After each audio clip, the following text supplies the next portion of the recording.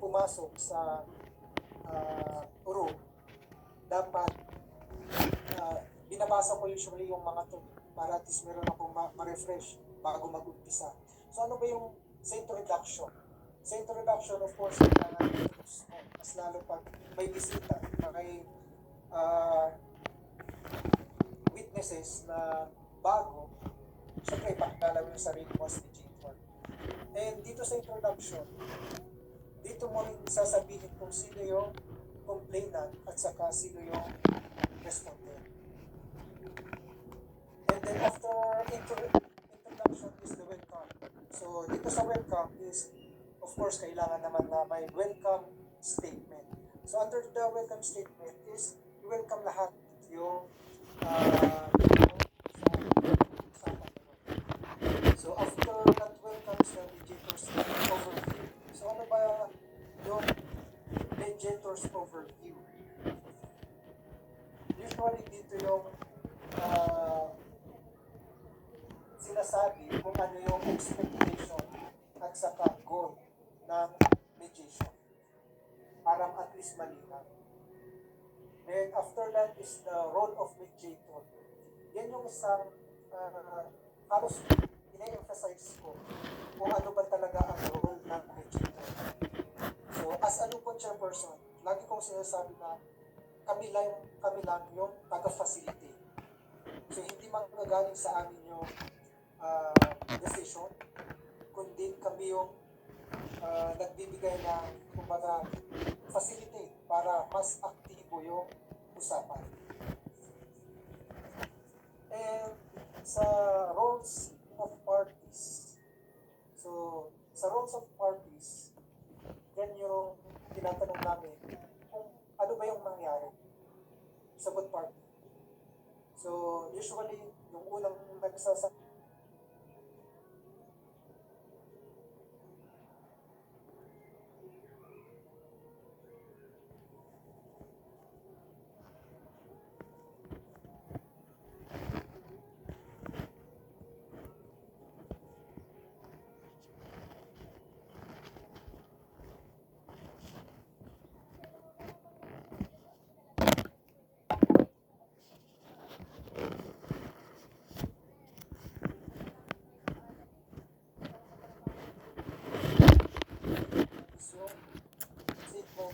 kailangan din natin sabihin na kung ano man yung pinag-usapan sa room na yun, dapat mag-stay lang doon.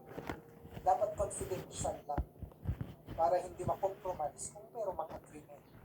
So, sa opening statement pa lang, kailangan natin sabihin yung confidentiality of the case. Then after that is the stages of mediation, then ground rules. Of course, under ground rules, sabihin mo yung mga bawat mediator kasi is meron sila different diskarte. So, para sa akin, sa ground rules, dalawa lang naman yung ground rules ko, for example. So, sinasabi ko na habang nagsasalita yung isa, dapat respetuhin nila. Ayaw man nilang pakinggan, ayaw man nilang, hindi man nilang gusto yung sinasabi ng isa, kailangan nilang pakinggan. So, yung ground rules. Isa lang yung magsasalita, makikinig lahat dapat. And then, yung respeto. Lagi, under the ground rules, yung sinasabi ko na, dapat respeto yung halos ilagay natin sa isip kung andun tayo sa discussion or sa under mediation or proceedings. Then of course, the authority to settle. Siyempre, linawin natin na yung case na yun under KP law and as a lupon chairperson, tayo yung magsisettle ng case na yun. And after that, tanungin natin kung may questions bago tayo mag-umpisa. So, kung walang questions, after opening statement, mag-uumpisa na yung mediation proceedings. Next is slide po, please.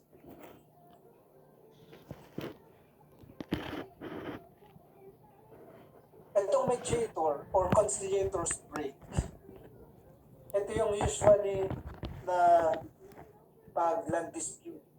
Pag land dispute kasi is medyo mainit-init yan. Mainit-init na usapan yan. Yung ibang party halos mataas ang boses. Tumataas ang boses. Yung mga emosyon. So, pag as a mediator or conciliator, pag napansin mo na mainit at medyo nakakasira ng momentum, pwede naman tayong mag-break. Sabihin lang ng mediator na mag-break muna tayo para bumaba yung damdamin ng isa't isa. Mas lalo pag yung boses pataasan na ng boses. So, yan po yung mediator or conciliator's break. Next slide po, please.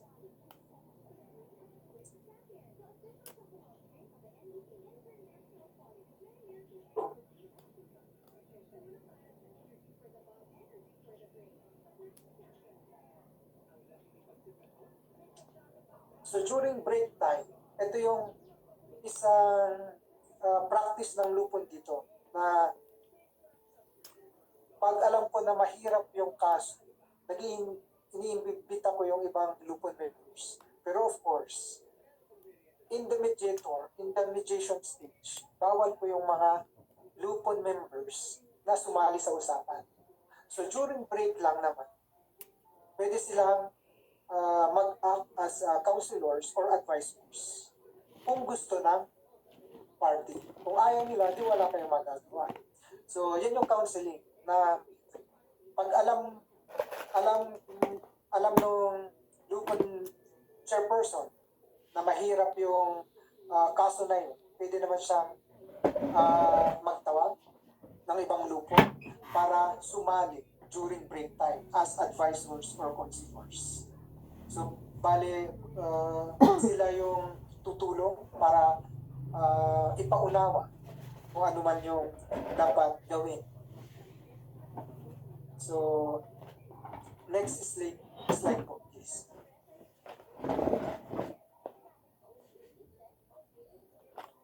So, yan pa po. So, isang practice ng lupon taga-pamayapa dito sa Barangay Tugtog, isang visitation. So, land dispute, pag alam namin na medyo mahirap, so pupuntahan namin, bago yung initial confrontation, bibisitahin namin yung area. And then, pati yung respondent at saka complainant, kakausapin. Hindi naman, hindi para mag-imbestiga, pero kakausapin mo para at least yung knowledge mo about that case mas deeper, mas maiintindihan mo. Kasi pag mas naiintindihan mo yung kaso na yan, at least alam mo kung paano mamoderate yung usapan. So yun po yung importantehan ng visitation. Next slide po, please.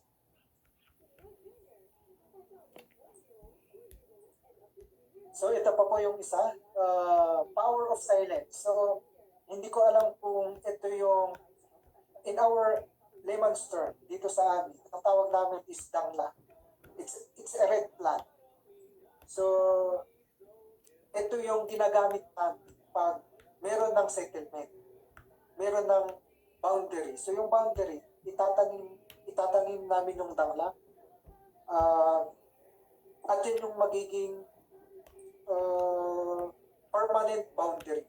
So pag dito sa amin, pag nakakita ka ng dangla o red flag na halos nakalinya, siguradong boundary yun. And pwede namang tanungin sa both parties kung gusto nilang reinforce ng concrete post. Kasi after ng magtanim ng dangla, sa amin dito, nilalagyan din namin ng concrete post para permanent boundary. So, itong dangla na to, itong red flag, actually, ginagamit pa noon ng forefathers So hanggang ngayon is ginagamit natin. So pag nakakita ka kasi sa boundary, kitang-kita mo yung red.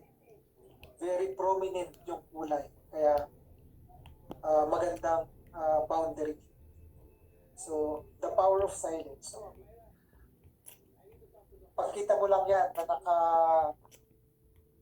na nakalinya, alam mo na boundary yung area na yun. So next slide po.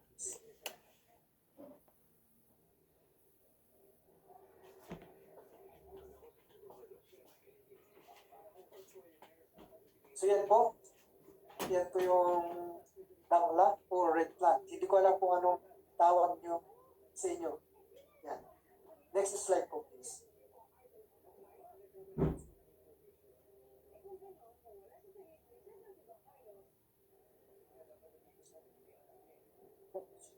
So yan po. So simpleng nilagay ko as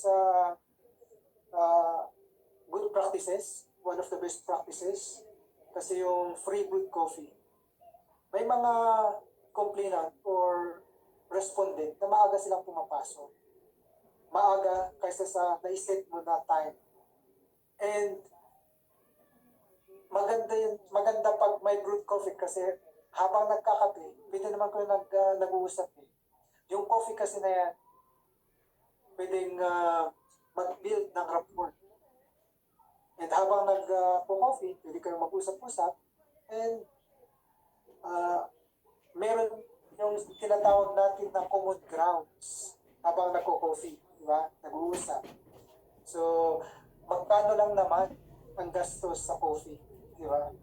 So, hindi naman masyadong magastos, hindi naman masyadong mahal yung coffee na yan. So, hanmot nga po natin yung nangina, hanmot, di ba? So, okay lang naman na i-offer natin yung coffee habang inaantay yung mga client, inaantay yung ibang participants or dadalo, magkape-kape lang. And who knows? So, yun sa pagkape lang, kape-kape lang, may decision na.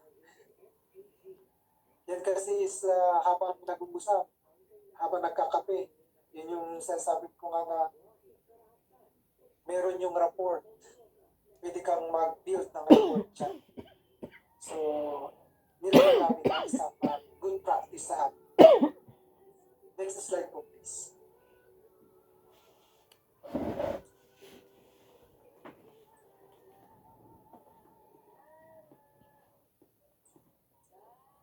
Ayan, free transportation to the site. So, maswerte yung barangay Abdul kasi way back 2019, meron isang Lupon member na nag-donate ng pick-up. So, yung pick-up na yan, ginagamit natin sa pagbisita sa sites. So, yung Lupon member na yan, ex-Lupon member na yan kasi nakapasok siya bilang isang sangguniang bayan. So, yan yung free transportation to the site. Yan po yung ginagamit namin yung pick-up na they donate. So, habang on the site, pwede naman na usap-usap. Diba? Pwede pag-usapan. Pwede silang mag-share doon sa habang lahat sila nakasakay sa pick-up. Pag-usapan yung dapat pag-usapan habang on the way.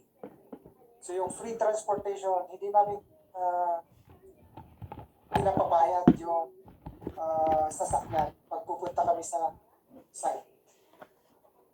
So, next slide po.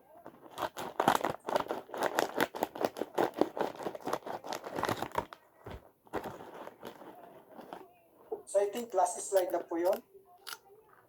Next slide po.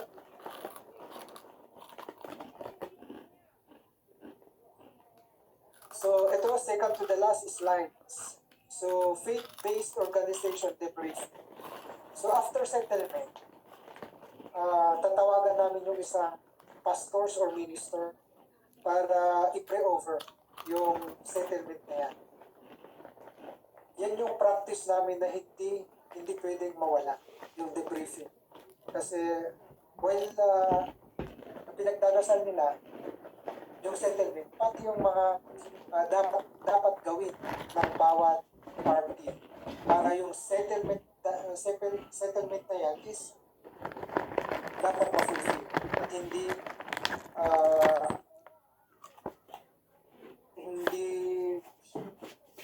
compromise. So, yun yung ka-importante ng debriefing. So, explain ng pastors or minister yung tungkulin nila bilang isang respondent at saka tungkulin ng complainant on the amicable settlement. Yan po. Last slide po, please.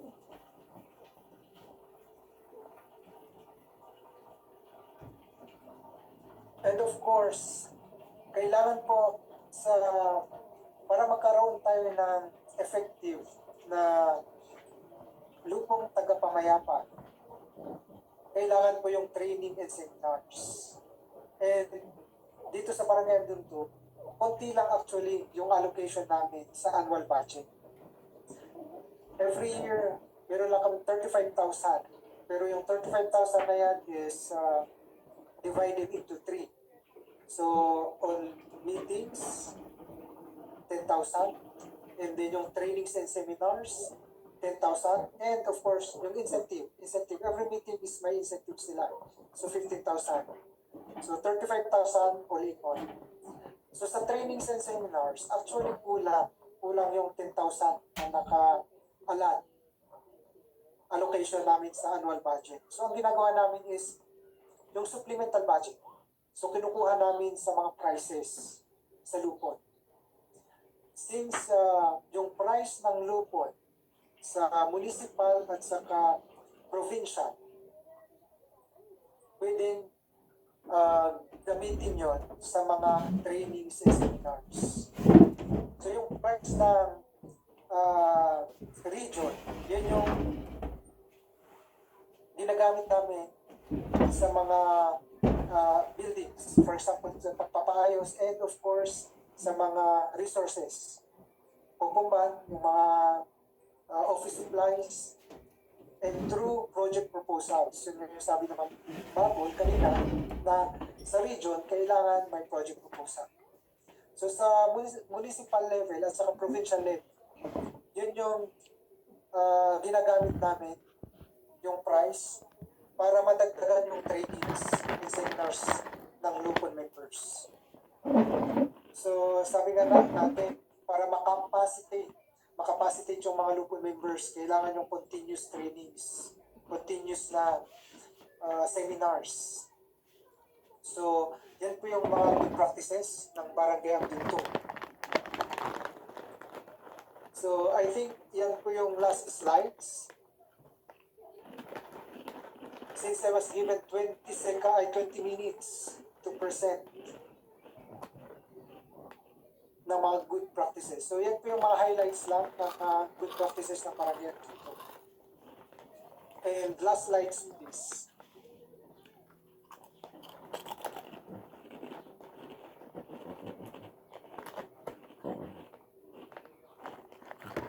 Last slide po.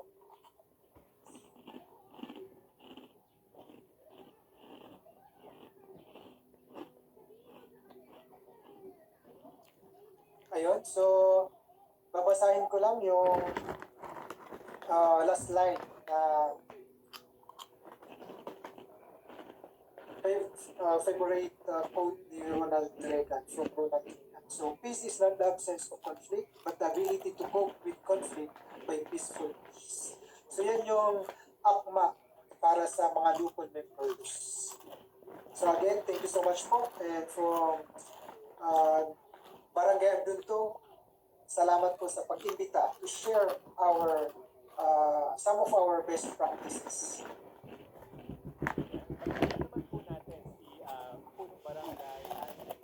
Of Barangay Abdunto, Asipulo. Nakakatuwang makita po yung mga practices po ng ating barangay that really goes beyond what is expected po. There's a minimum minimum na pine-prescribe ng Local Government Code of 1991 po natin or RA 7160. It's good to see po. Thank you po, Sir Aldrich, for sharing that, no? Na talagang we have to build on what we already have. At nakita rin po natin doon sa presentation ni Sir Aldrich, doon sa discussion, in conjunction sa presentation ni Attorney Jonathan kanina, na yung mga IT practices natin are still in place po, tulad doon sa Dangla na sinabi po ni Sir, na yung red plants po that marks the territory po nila, no? Magandang makita po yun that it's still being considered by the barangay in adjudicating po, no, or probably reviewing cases regarding boundaries and territories. Thank you po, Sir. At maganda rin po yung na-share ni Sir na more than that, no, may mga counseling and visitations sila at kahit yung simpleng pagpapakape nung barangay po. It's really implementing effective strategies in conflict resolution. Kasi when we always think about it po, no, pag conflict or dispute resolution, palaging adversarial ang nature. Ang iniisip natin, dapat magsigawan, may away, but there are always effective strategies na may iwasan po natin yon. Kaya baka pwede magkape tayo doon pa sa Amduntok kung nadaan tayo, may libreng pakape sila. Thank you po, Sir Aldrich. At this point po, baka may katanungan po yung mga kapwa Lupon members po natin, mga barangay officials.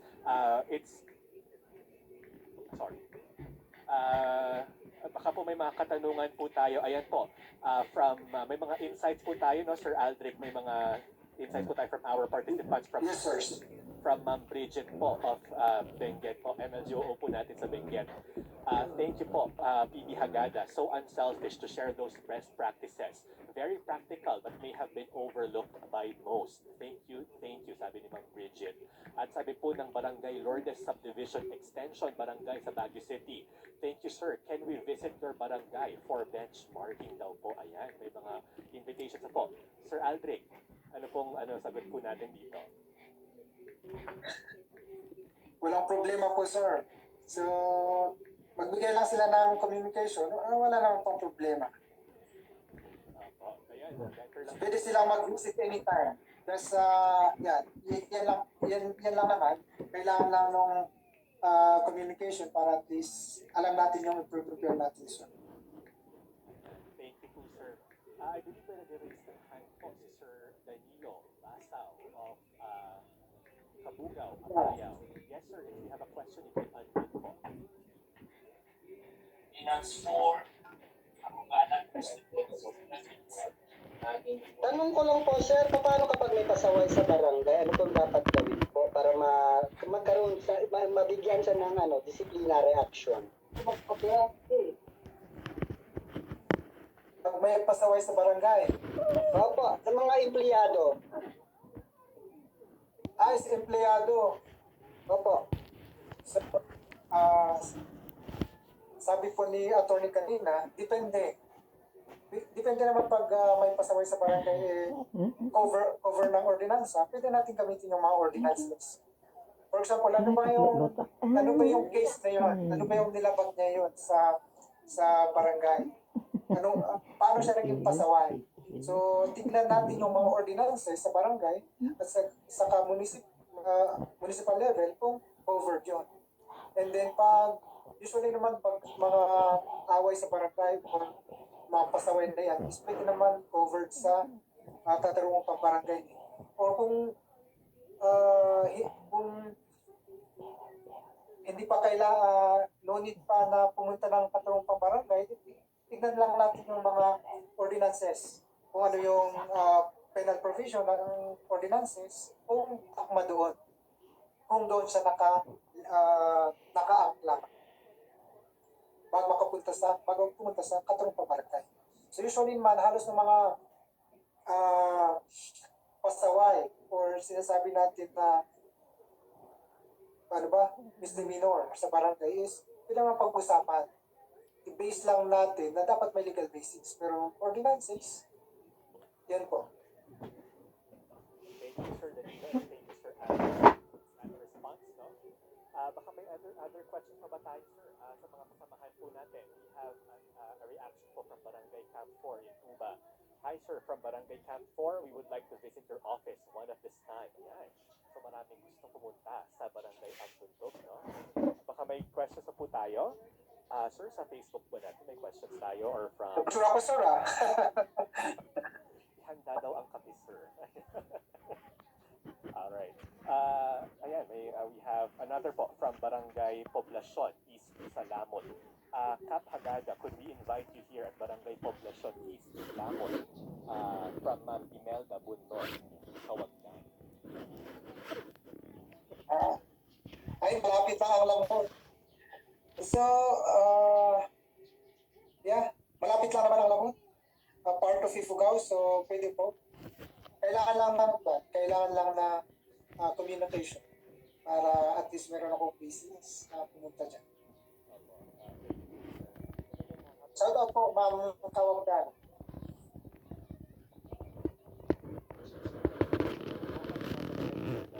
Sabi nila na very practical yung mga best practices natin. It actually doesn't require po no, na huge monetary amount. Yung counseling pa lang na minention ni Sir, tsaka yung pagbisita mismo sa site, that can be done with very limited cost. Pero ang laki ng impact nito sa pag-resolve natin ng mga cases natin at the barangay level. Sabi nga natin parang pagkakape natin, baka doon pa lang sa mga casual, unofficial conversations na yon, ay nare-resolve na nila on their own yung mga in a very peaceful way po, no?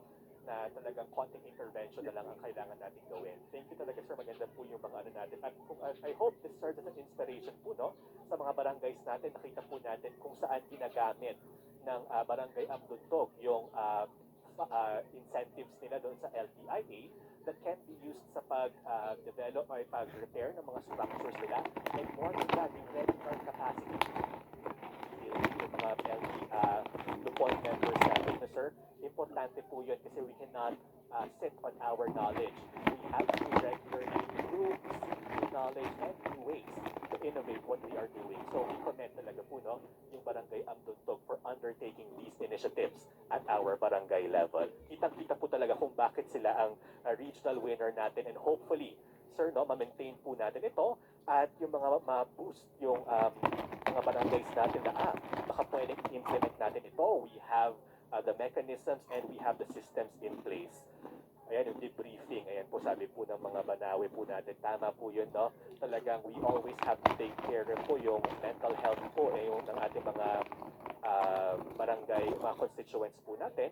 And more than that, laging sa alang-alang po, no, yung emosyon at damdamin natin that can always affect the decision po natin sa ating buhay.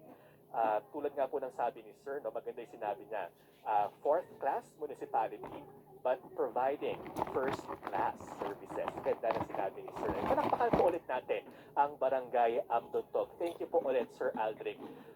Sir, unfortunately po, no, kahit po sana na malayo kayo, you brave through yung mahirap na connection natin sa Barangay Ambundog.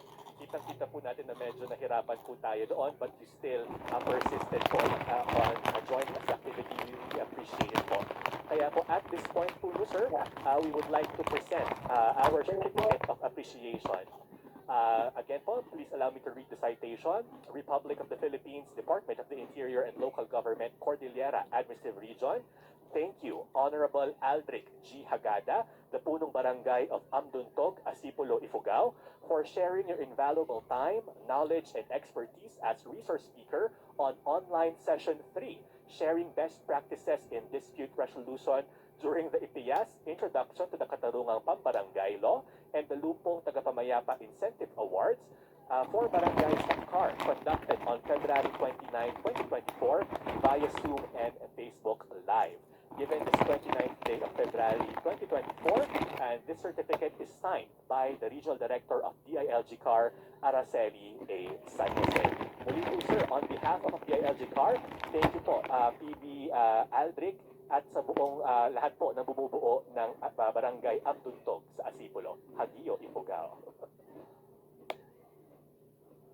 Yeah, thank you po. And so once again, thank you po for inviting me for sharing our good practice.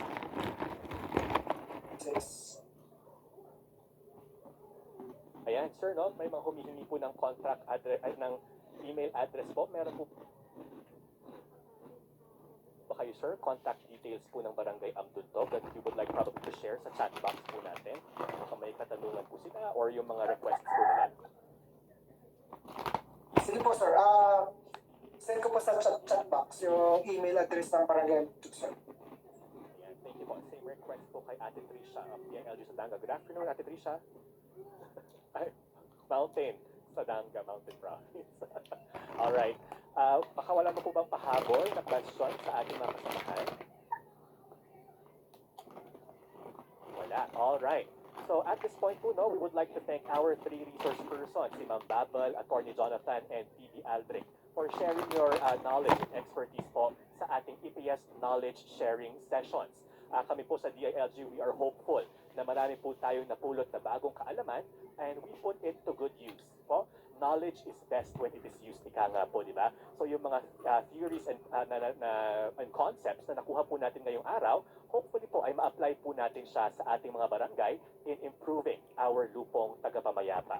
At this point po, we would like to share a link po, no, na i-share po ni Sir Shaq for the post-evaluation. Importante po ang feedback nyo para pabuti pa po namin ang mga serbisyo namin dito sa DILG at para ma-improve pa po namin ang EPS knowledge sharing sessions namin.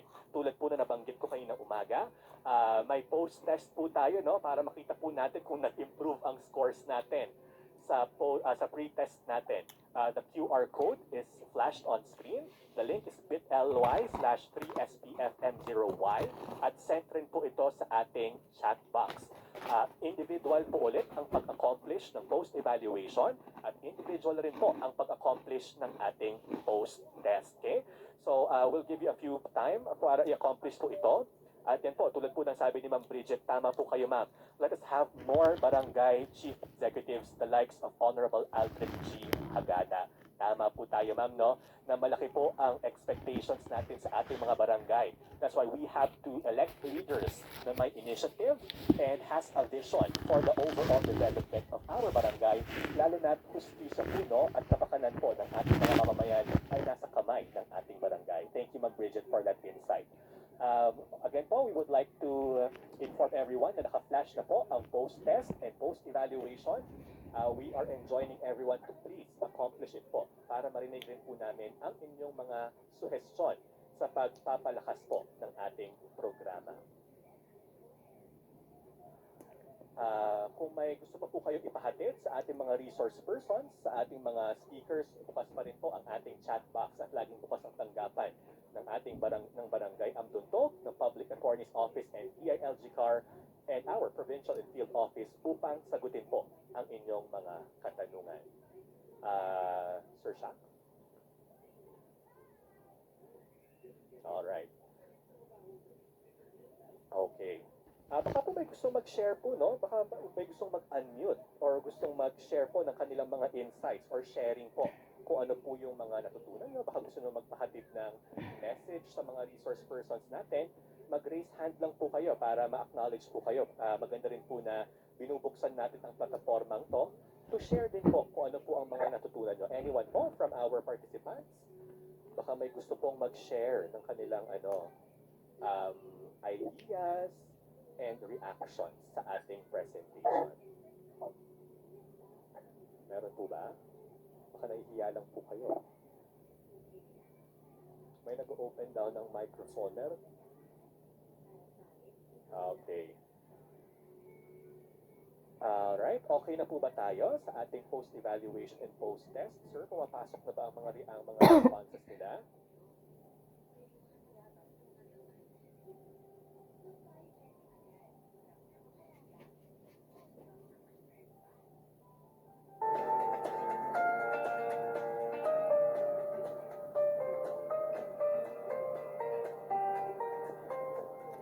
Ayan, sabi ni Sir Shaq, kasi nakahirap yung post-test.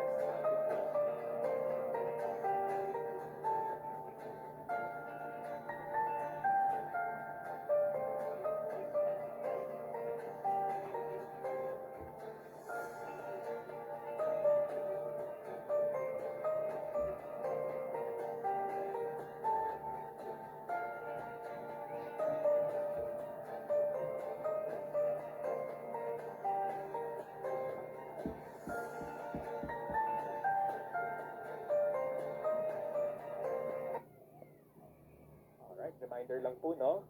Hindi pa po tayo nagtatapos sa ating activity. Mayroon pa po tayong last part of our program. So we are requesting our dear barangay officials to stick around po until the end of our program. In the meantime po, please accomplish the post-evaluation and the post-test. Baka pumapasok pa lang po na mahirap pa yung questions natin, sir. Alright, sir, we have insights po from our officers para ma-address lang po natin ito sa ating issue natin.